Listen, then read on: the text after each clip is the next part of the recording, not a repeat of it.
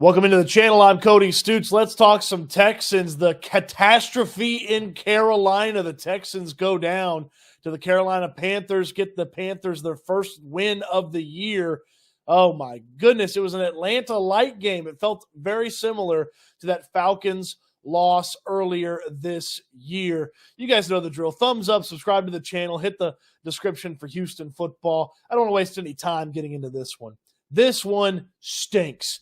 This one stings. A putrid performance from the offense for the majority of the day. That is just totally not what you expect out of CJ Stroud and this offense. And there's a lot of layers to it. We'll get to that, but I feel like that's probably the biggest element of what the offense did today that was disappointing is you expect so much more, and they're capable of so much more. I understand that Robert Woods is not available for you, but Robert Woods should not be the key to you being able to hit some quick passes. Robert Woods should not be the key to you being able to move the football outside of 2 drives the entire game.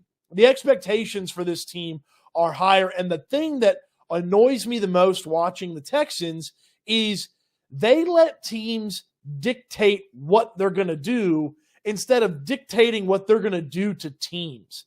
That's probably the biggest difference between what this offense needs to do and is capable of doing and what they regularly do is they let teams dictate what they're going to do more often than not, as opposed to doing what they want and making defenses adjust to them. That's the disappointing part about this offense. Now let's dive in a little bit more to the layer cake of disappointment that this offense is. The commitment to this run game is maddening.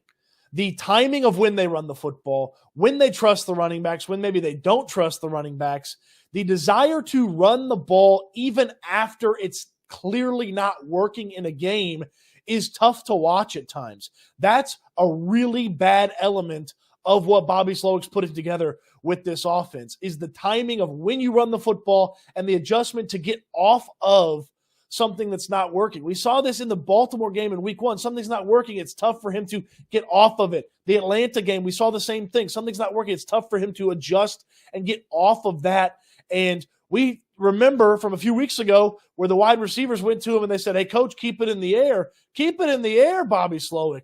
They're more successful throwing the football than they are running the football. And if they can't run the football against this Carolina Panthers team that was allowing 5 yards per carry the last 3 games to opposing rushing attacks, if they can't run the ball consistently and effectively against this Carolina Panthers team, then something's got to drastically change with the way that they're running the football, with the way that they're operating the offense. Something has got to drastically change. Schematically, maybe it's different players in different spots, but they're not running the football as well as their commitment to the running game would make you think they're running the football. It's maddening to watch. It puts them in bad situations more often than not. And when you can't trust that rushing attack and you're in a lot of 2nd and longs and 3rd and longs, you find yourself having a tough time throwing the ball effectively. I mean, how many times have we seen this season CJ Stroud really get after a defense on 3rd and 4,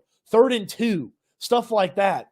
And you just don't see very many of those opportunities popping up the way that this offense is operating right now.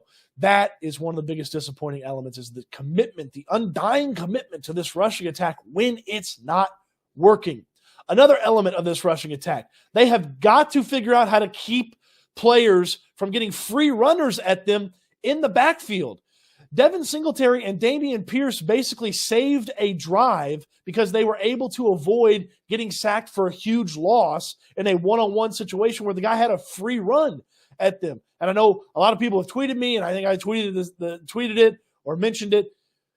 Dalton Schultz, yes, he's supposed to chip, but don't block defensive ends with running backs. Like, guys should not be getting free runs at CJ Stroud in the passing attack, and they shouldn't be getting free runs at running backs in one-on-one situations in the backfield.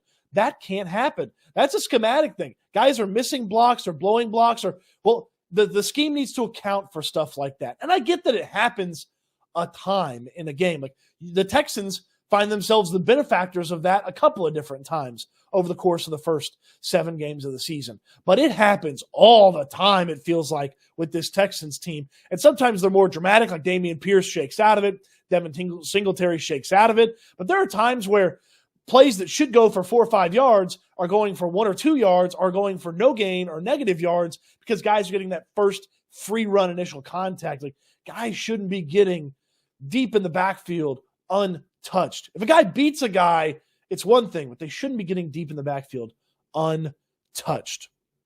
The offensive line had a bad day. This offensive line, I know the conversation from Nico Ryans and Bobby Slowick was the team blocked well enough to run the football well. Well, they didn't block well enough to run the football against the Carolina Panthers. The Panthers were all over them. The Panthers were pushing the pile. There's no push. There's no significant push. Like, this team does not 5-on-5 get their hands into a guy and just move piles. They don't do that. They're currently not capable of that. And who knows what's going to happen at the center spot now that Jarrett Patterson's down. That replay looked ugly. I'm gutted for him. Patterson's been one of the rocks of this offensive line. He's been one of the more consistent guys despite being a rookie. So I feel terrible for him. He's carted off the field. Michael Dieter is probably your center for right now. Juice Scruggs, who knows when he's going to be good to go. I mean, he was supposed to be back, we thought, week 5 against the Atlanta Falcons. He's not even practicing yet. So he's got to go out there and practice, prove that he can do all of this, handle all the duties of the center, and then go out there and be the center. So it's probably Michael Dieter and Jimmy Morrissey, who's on the practice squad, until the Juice Scruggs situation is solved. So I don't know when they're going to get push on this offensive line, but they do not get push. I think the goal line situation is a perfect example of them not getting the push. The only reason they were able to score is because C.J. Stroud dove between an offensive lineman's legs and nobody touched him on the way to the end zone. Like, it's bad right now from a rushing standpoint. The pass protection, it was iffy as well. A little bit better probably than the run blocking, but still not as great as you would have hoped. C.J. Stroud was stepping up into some messy pockets because the pressure was coming around.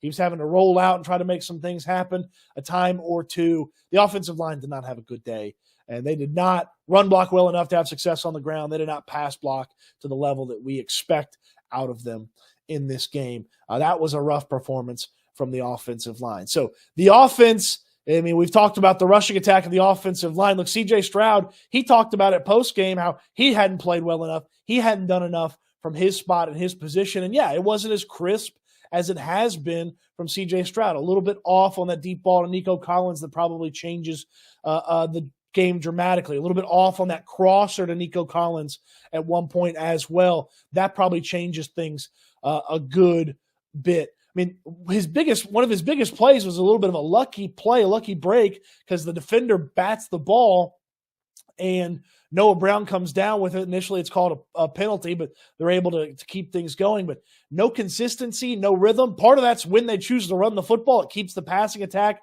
from getting in a rhythm. Part of that is the league is starting to figure out C.J. Stroud, and they're starting to put some things together that can bother him, that make him take an extra beat, that make him not be able to hit some of the players that he has been able to hit in stride or over the middle or where they trust him. Another element of this passing attack is some of the successful stuff that we've seen from earlier in the season. It's kind of just disappeared a little bit. I know Robert Woods is out, but Robert Woods shouldn't be the type of guy that just dictates if you're going to have a good offensive scheme through the air or not. You know, Nico Collins over the middle hasn't been as successful. And again, that's defense is adjusting to what the Texans have done. But how about a screenplay to Tank Dell? How about getting the ball in his hands that way? And, you know, the handoffs are nice, but how about getting the ball in Tank Dell's hands on a screenplay? Some of this quick, short stuff, like the couple of step, boom that we saw a couple of times from C.J. Stroud earlier this season. How about some of that in the passing attack? It's just not as crisp through the air, in large part because they can't get in a rhythm. When they're in a rhythm, you saw C.J. Stroud convert all those third downs. Like when they get in a rhythm, they're pretty tough to stop. But the rushing attack, the failures of the rushing attack, some of the curious play calling, it keeps them from getting in a rhythm as an offense. I don't want to let the defense off the hook because the defense, you're supposed to close the game out with the defense. D'Amico Ryans trusts the defense after the horrible, unacceptable delay of game call. And I suppose looking at it, maybe the officials were pretty quick on that. The Texans got away with some late ones earlier in the year, so it all evens out over the course of 17 games. But you cannot get a delay of game in that spot. C.J. Stroud talked about it after the game. He said, look, the play, I got to get guys set up right. Call an easy play. Call a simple play. If you know you're comfortable at 52 yards with Kaimi Fairbairn kicking the field goal, then call a play that's easy to get into and easy to operate, or use a timeout. I'm okay using a timeout to save 5 yards when you feel most comfortable at 52 with your kicker than 57.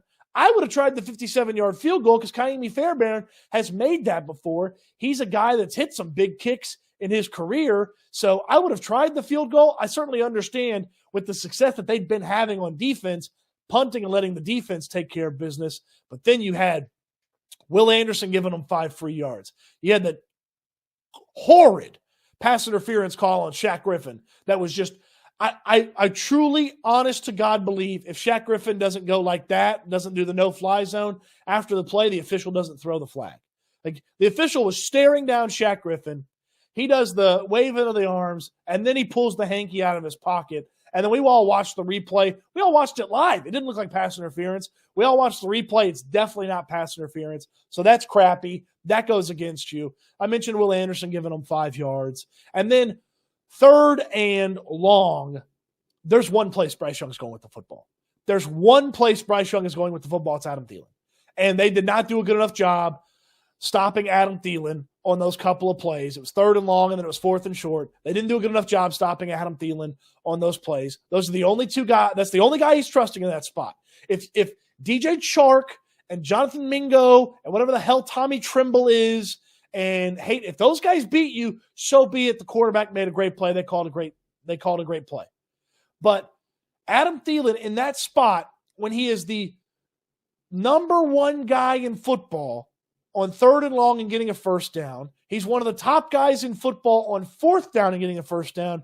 Adam Thielen can't beat you in that moment. And he beat the Texans in that moment. Back-to-back plays, 2 in a row. That can't happen. That can't happen. That was the most Atlanta-light aspect of the entire performance, was they need a field goal. Don't let them get in field goal range. And boop, boop, boop, boop, boop, matriculate down the field, and they're in field goal range, and then they're winning the game. Like, that was the most Atlanta-esque part of that performance, and it really spoils a day where the defensive line, some of the timely blitzing got home on Bryce Young. And Blake Cashman had a sack. Malik Collins had a big day. Jonathan Grenard had a big day from a sack standpoint. It really spoils a day where the defensive line had a solid enough performance, secondary, and then I guess in tandem with the defensive line, didn't do enough on that final drive to keep Carolina off the scoreboard. That one stings a little bit. That one stings more than a little bit. I'm lying. That stings a lot of bit. I'd be remiss if I didn't mention that I like punting now. I used to think punting was the dumbest thing ever. But Cam Johnston is a weapon, longest punt in the history of the Texans, to basically keep points off the board because he pinned the Panthers so far back. One other element of the game, when you're a role player like Andrew Beck, when you're not a guy that you constantly rely on, you have got to be perfect when the ball's in your hands. He fumbled. The Panthers were able to get 3 points off of that. The defense holds, forces a field goal, and we look at the final score, and 3 points would have been a big difference maker on that one. When you're a guy like Andrew Beck, you can't make a mistake that big in the game. I mean, he clearly grabs that, tucks that, fumbles that. That was rough as well. A lot to not like out of this game. Not much to like out of this game. This was a big test for D'Amico Ryans and his coaching staff, because this was the ultimate trap game. A winless football team, also coming off the bye like you, with a new play caller on offense, and having just a tiny bit of success on offense heading into their bye. And what are they going to do? Well, they were able to move the football a little bit. They were able to get into field goal range there at the end. There wasn't anything dramatic or awesome or incredible about Thomas Brown calling plays for the Panthers, but they moved the football a little bit more than you and a little bit better than you in key moments and key spots, and they were able to score more points than you, and so they won the football game. Like, they overcame some really tough spots and moments as an offense when the Texans did not overcome some tough spots and moments as an offense. This was a game where you had to be prepared and you had to be better, and the Texans weren't. So they don't pass the test on are you ready to avoid the trap. They actually fell into the trap. The trap game got them. How do you respond to the trap game? This is not an easy opponent coming to town in the Tampa Bay Buccaneers. They've got a ferocious defense. Baker Mayfield's made a couple of nice plays. They play close games. It's not an easy team coming to town. By the way, they're going to be extra rested. They played Thursday night, so they got a little bit extra time. They had the mini bye to get ready for you. How do you respond to this game is one of the biggest elements of this coaching staff and the intestinal fortitude of this football team. I choose to believe they're going to respond pretty well. But while we're waiting for them to respond, get the mouthwash out.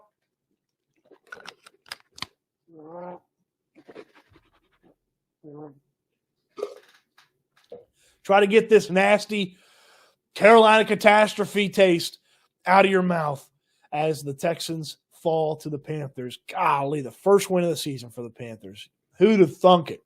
Who'd have seen this one coming, man? 3-4 on the year for the Texans. Got to bounce back against the Tampa Bay Buccaneers next Sunday. Ahead of next Sunday, we have a whole week to talk about what went wrong on the Panthers game. Wash that taste out of our mouths. Get ready for the Tampa Bay Buccaneers.